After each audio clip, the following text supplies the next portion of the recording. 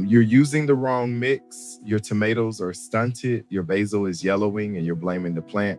It's probably your soil. I've grown Sungold cherry tomatoes in a 5-gallon bucket using a simple universal mix. The balance of compost, coco coir, and perlite holds moisture but never stays soggy. Give it 6+ hours of sun on your balcony, water when the top inch is dry, and watch it climb.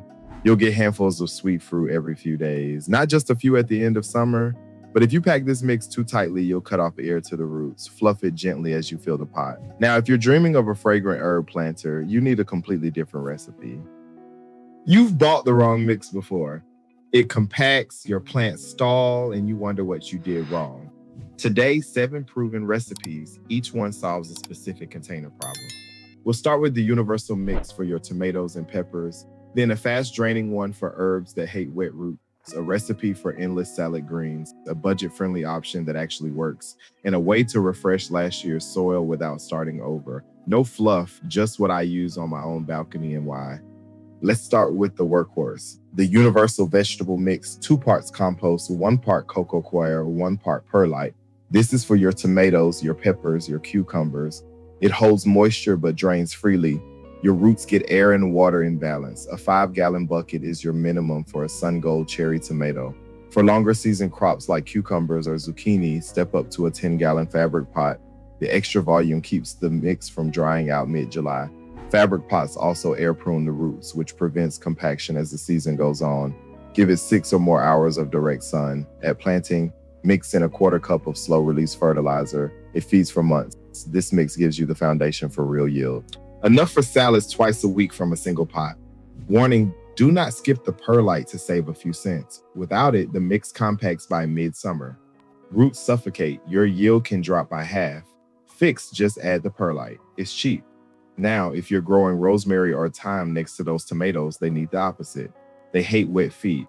That leads us to the Mediterranean herb mix. 1 part compost, 1 part coco coir, 2 parts perlite. This is for Tuscan blue rosemary, English lavender, Greek oregano. It drains fast and dries out quickly, mimicking rocky hillside. Use an 8-inch terracotta pot. The clay wicks away extra moisture. 6 hours of sun is perfect. Water only when the top 2 inches are bone dry. That might be once a week. The bonus here is intense flavor. Stress from dry soil concentrates the oils. Your herbs will taste stronger. The mistake is watering on a schedule.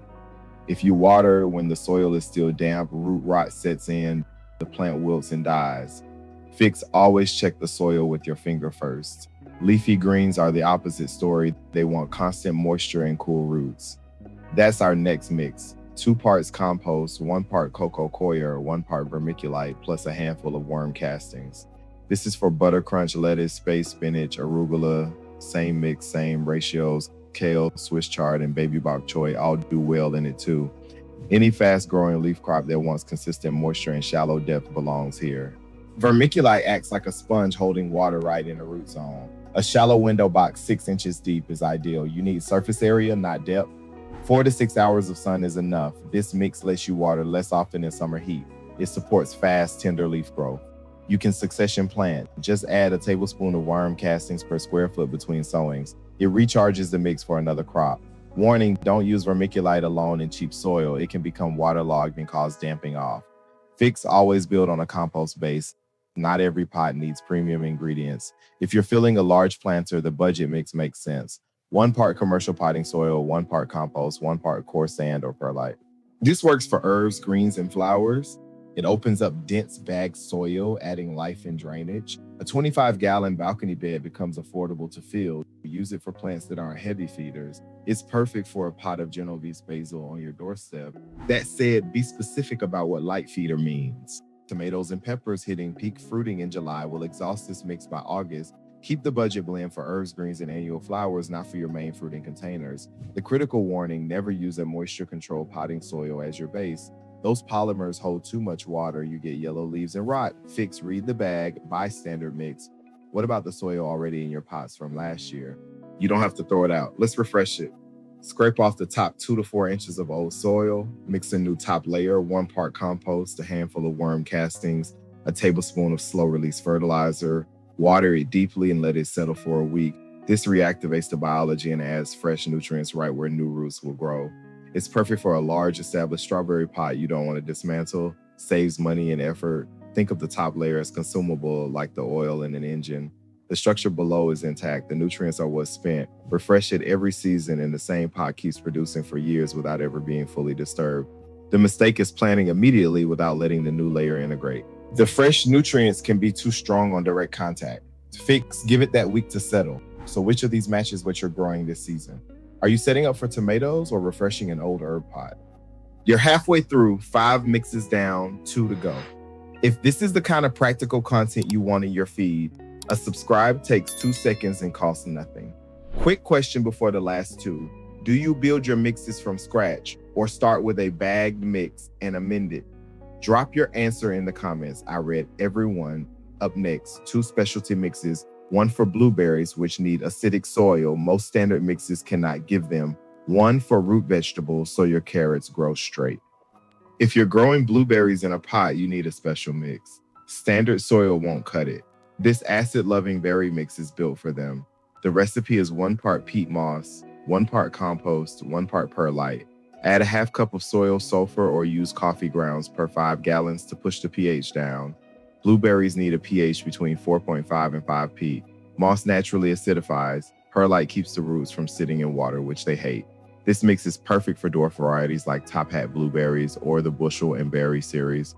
Also great for alpine strawberries and lingonberries.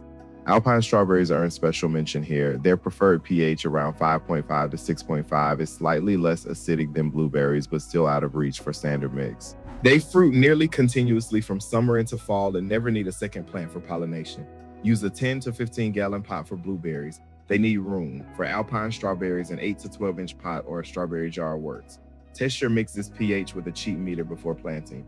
If your tap water is hard, use rainwater. Alkaline water will slowly undo your work.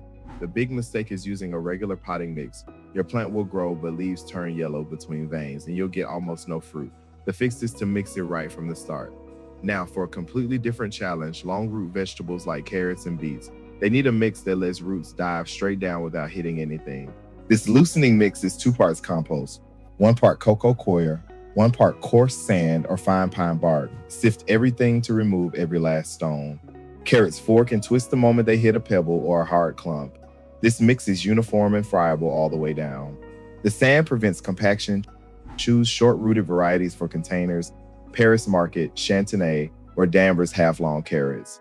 Baby beet or Chiaga beets, radishes, and turnips also thrive. Your container needs to be at least 12 inches deep for carrots. A 5-gallon bucket is perfect for a dense planting. Beets and radishes only need 8 to 10 inches. As you fill the container, tap the sides and gently settle the mix. Air pockets can deflect roots just as badly as a stone can. Parsnips work in this mix too. Same 12-inch minimum depth as carrots, and they take longer, but a parsnip pulled from a container in late fall is one of the more satisfying harvests you can get from a pot. If you skip sifting and use a standard mix, you'll harvest a bunch of forked, twisted roots. They're still edible, but not what you were hoping for. 7 mixes, each one built for a specific container crop and a specific problem. Universal for tomatoes and peppers, Mediterranean for rosemary and lavender. Greens mix for your window box, budget option for large planters. Soil refresh for what is already in your pots. Acid mix for blueberries, loosening mix for carrots. If you want more lists like this, specific recipes, not generic advice, subscribe. There's a new one every week. Which of these are you mixing first this season? Drop your crop in the comments.